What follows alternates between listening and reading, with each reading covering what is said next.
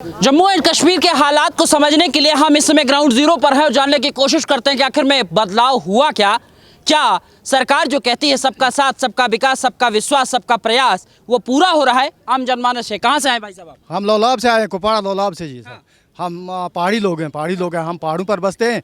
हम वहाँ से आए हैं जी। हमारा आज तक 70 साल से आज तक हमारी डिमांड पूरी नहीं हुई और आज पहली बार मोदी साहब का शुक्रिया हम अदा करते हैं, करने के लिए आए हैं कि हमारा ये मसला हल हुआ। हमारे जो एसटी है पहाड़ी की, पहाड़ियों को एसटी मिली। जी सर, जी सर। इस बदलाव हुआ कुछ? बदलाव हुआ, लेकिन एक बात बताएं कि 70 साल जो पहाड़ियों का काम था अभी आज तक किसी ने नहीं किया, लेकिन आज इस बीजेपी सरकार ने ये काम हमारा कर लिया, इसलिए हम इसका शुक्रिया अदा करने के लिए आए हैं। हम लोलाब से, कुपवाड़ा से, करना से, केरल से, पूरा लोला पूरे पहाड़ी आए हैं, इसलिए शुक्रिया अदा करने के लिए मोदी साहब का।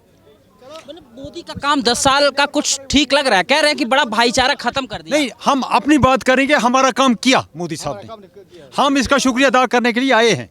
हाँ, बस पहाड़ियों का काम किया उसने, पहाड़ियों का काम। हाँ पहाड़ियों को। अच्छा, हमारा चेयरमैन है शराफत अली खान, उसने हमको मैसेज बोला कि जोकतर जोका लोग इसके शुक्रिया अदा करने के लिए वो भी आता यहाँ, लेकिन वो कुछ नासाज होने की वजह से ना आ सका। लोग ये कहते हैं मोदी का, कई लोग तो बाहर के लोग ये कहते हैं कि जम्मू एंड कश्मीर में कुछ परिवर्तन नहीं आया। नहीं, बहुत अच्छा हुआ।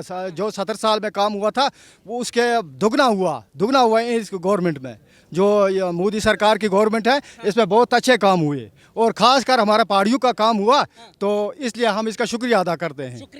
ये तो कह रहे हैं कि जम्मू कश्मीर में 70 साल का जो कार्यकाल देश का रहा, लोकतंत्र का जो कार्यकाल रहा, उसमें भी मोदी ने 10 साल में बेहतर काम किया। आप समर्थन करते हैं इस बात पर? करते हैं, हम भी समर्थन करते हैं। हम भी पहाड़ी, हम भी समर्थन करते हैं, हम भी शुक्रिया अदा करने के आए हैं। तो अभी जो हमारा काम हुआ अभी देखना है, हमें जो मतलब एसटी मिला इसका अभी हमें लाभ तो नहीं मिला, अभी इसका खाली मतलब ऐलान किया। जब हमें इसका लाभ मिलेगा हम डबल शुक्रिया अदा करेंगे।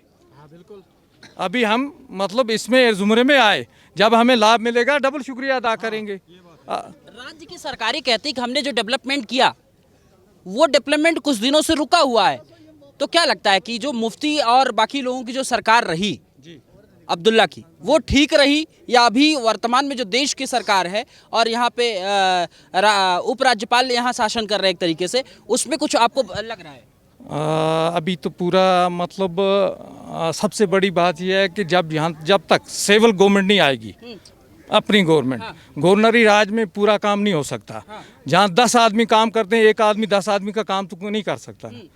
जब सिविल गवर्नमेंट आ जाएगी तब हम देखेंगे, नई गवर्नमेंट कोई उसमें बदलाव करेगा तो तब पता चलेगा। अपने दौर पे हर एक ने काम किया, वैसा काम नहीं किया जैसा करना था। तो कौन कर रहा है जैसा करना था? मतलब जिस तरह दूसरी स्टेट में काम हुआ वैसा काम कश्मीर में नहीं हुआ। हाँ, गुलाम नबी आज़ाद को एज ए लीडर कैसे देखते हैं आप? वो तो नेशनल लेवल का लीडर है। जी। तो इस बार जम्मू कश्मीर के लोग साथ देंगे क्या उनका? ये वक्त बताएगा, देखेंगे कि कैसे चलेंगे। फिलहाल तो कुछ नहीं बोल सकते इधर। नहीं बोल सकते। युवाओं के लिए कश्मीर में क्या कुछ सरकारों ने प्रावधान रखा? कुछ नहीं, बहुत रखा। हर लिहाज से मोदी सरकार ने हमारी मदद की है। ये हम डिस्ट्रिक्ट कुपवाड़ा से आए हैं और ये हम इसका शुक्रिया अदा करने के लिए आए। हमें एसटी का ज़ुमरे में लाया।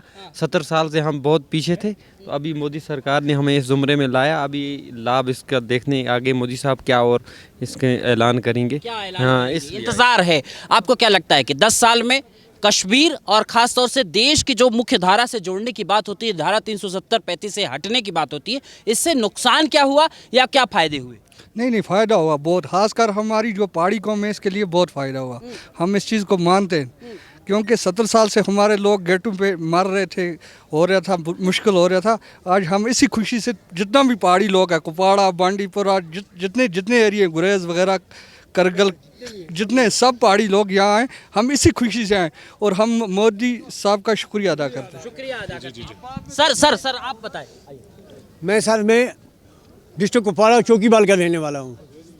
हम सुबह 4 बजे उठे हैं, बिना चाय बिना कुछ, और ये इतनी खुशी हुई हमें अपने दिल के अंदर बसा हुआ है, बाहर नहीं, दिल के अंदर बसा हुआ है। कौन बसा हुआ है? मोदी सरकार।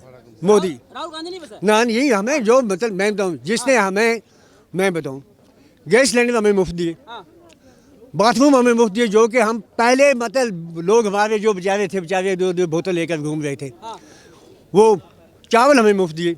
क्या चावल हमें मुफ्त मिल रहे हैं? हमें बहुत जो बताया मोदी जी ने वो करके दिखाया, जो करके दिखाया।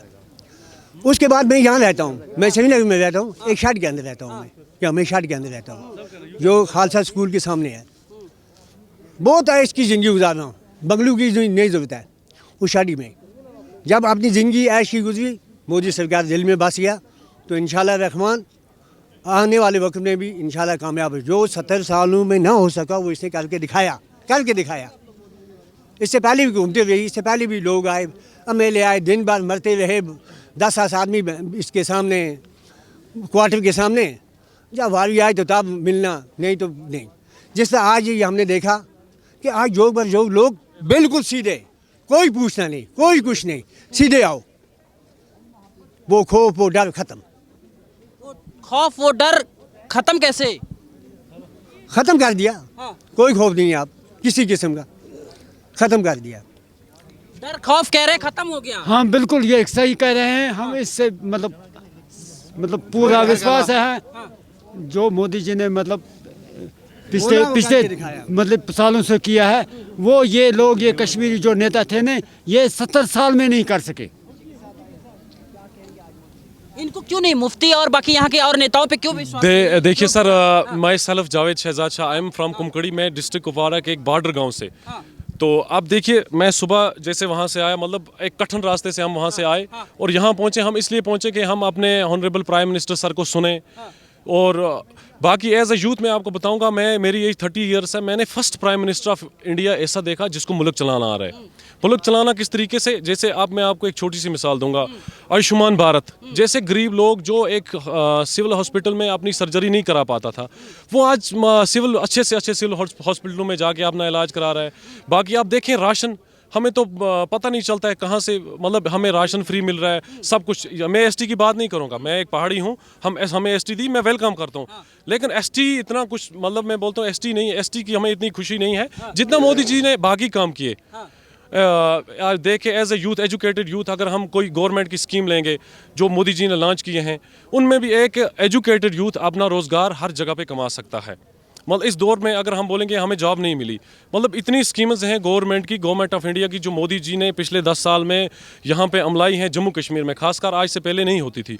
अगर वो उन स्कीमों की तरफ कोई भी एजुकेटेड यूथ जाएगा तो उसको पूरा उसका फ़ायदा मिलेगा और अपना रोज़गार खुद कमाएगा और साथ में और लोगों को भी रोज़गार दे सकता है, रोजगार करेगा। लेकिन राहुल गांधी जब आते हैं और कहते हैं कि यही लाल चौक से तिरंगा फहराते हैं, कहते हैं कि बहुत ही खुले में हमने जो है सिस्टम को सबको देखा है। राहुल गांधी पे युवाओं का विश्वास क्यों नहीं रहा? कह रहा है कि युवा इतना बेरोजगार, मैं फिर एक सवाल आपसे लूंगा, कह रहा है युवा इतना बेरोजगार है कि व्हाट्सएप और इन सब चीज़ों पे, इंस्टा पे रील्स चला रहा है, उसके पास रोजगार ही नहीं है। जम्मू कश्मीर के युवाओं के पास मेरी ना एक मिनट सर, एक मिनट मेरी बात सुनना।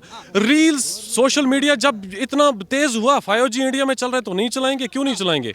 हम तो कभी बाहर जाते हैं, अपना फोटो लगाते हैं, दुनिया देख रही है, हम तो एंजॉय समझ रहे हैं उसको। राहुल जी ये बात, वो आप मतलब नेशनल लीडर हैं, मैं उनकी बात को टोकता नहीं हूँ, लेकिन ये तो हम अच्छा कर रहे हैं। अगर 5G मैं कुपवारा के बॉर्डर गांव में रहता हूँ, हमें वहाँ 5G चल रहा है, हम तो रील्स चलाएंगे? क्यों नहीं चलाएंगे? मतलब आप कह रहे हैं कि सुविधाएं मिल रही हैं, उन सुविधाओं का सुनो, इसमें ऐसा है, देखो अगर मैंने ग्रेजुएशन किया है, मेरे को जॉब मिलेगा। जो ये आगे वाले नेता थे ना, ये ग्रेजुएशन वाले को जॉब नहीं देते थे। ये मतलब अगर उस वक्त इनका रिश्तेदार कोई मिडिल पास होता ना, ये उसी को रोजगार देते थे। इस वक्त अगर गरीब कोई है ना, गरीब को फर्स्ट पेयर पे ये लोग नौकरी देते हैं। ये मैं अपने मतलब वसूख से और अपने ढंग से कहता हूँ। डर नहीं है किसी बात का? मुझे किसी का डर नहीं है। हाँ सर कह रहे हैं कि अब तो सरकार ऐसी आ गई है कि जो एलिजिबल है, जो उसके लिए हकदार है, उसको काम मिलेगा। सही है, बिल्कुल सही है, बिल्कुल सही है। देखो हम दूर हल्के से आ रहे हैं, मैं अनपढ़ में बात नहीं ज़्यादा कर सकता हूँ। हम बहुत दूर हल्के से आ रहे हैं, कुछ उम्मीदें लेकर, यानी कि आज मोदी जी आ रहे हैं, हमें कुछ तोहफा देकर जाएगा। आज भी कोई ऐसा तोहफा देगा जो हम कश्मीरी लोग याद रखेंगे। हम उम्मीद रख कर आए, इस बात की हम उम्मीद रख कर आए बस। हाँ लेकिन बात यहाँ आ जाती है कि हाँ, क्या कह रहे थे आप, कंटिन्यू कर लीजिए। मैं ये कहता हूँ कि जैसे इनने बात की नौकरी की, आज अगर कोई भी जॉब लगती है, किसी की भी लगती है, वो ट्रांसपेरेंसी सिस्टम है, जो मेरिट में आएगा उसी की जॉब लगती है। दूसरा, मैं आपके माध्यम से ये गुजारिश करता हूँ, जैसे मैं डिस्ट्रिक्ट कुपवाड़ा के एक बॉर्डर गांव से ताल्लुक़ रखता हूँ, तो मतलब फॉर एग्जांपल मेरे किसी रिश्तेदार ने कर दी, वो कहा ना कि लम्हों ने खता की तो सदियों ने सज़ा पाई। मैं आपके माध्यम से ऑनरेबल प्राइम मिनिस्टर साहब से गुजारिश करना चाहता हूँ कि जो ऐसे लोग हैं जिन्होंने पिछले दौर में गलतियाँ की, उनकी सज़ा इन फ्यूचर किसी और को ना मिले, ये मेरी आपसे रिक्वेस्ट है। ठीक, किस टाइप का, थोड़ा सा खुल के बोलिए ना, जनता, देश की जनता जानने हैं। देश की, मैं फॉर एग्जांपल बोल रहा हूँ कि फॉर एग्जांपल मैं माई सेल्फ, मैंने पत्थर लगाया, मैं अपना बोल रहा हूँ, लगाया तो नहीं, मैं अपना बोल रहा हूँ, मैंने पत्थर लगाया, मेरा दूसरा भाई है, उसको उसकी सज़ा ना मिलनी चाहिए। मैं आपको मिसाल दे रहा हूँ, ठीक है, जो गलत करेगा उसको सज़ा मिलनी चाहिए। मैं आपके माध्यम से एक बार फिर मैं श्री अमित शाह जी से रिक्वेस्ट करता हूँ कि लम्हों ने अगर खता की तो सदियों उसकी सज़ा ना पाएं। मतलब आप ये कह रहे हैं कि जो इसके पहले गलतियां हुई हैं, उन जिन लोगों ने गलतियां की उनको उसकी सज़ा मिले, लेकिन जो नई जो यूथ्स है उसको उसमें ना लाया जाए।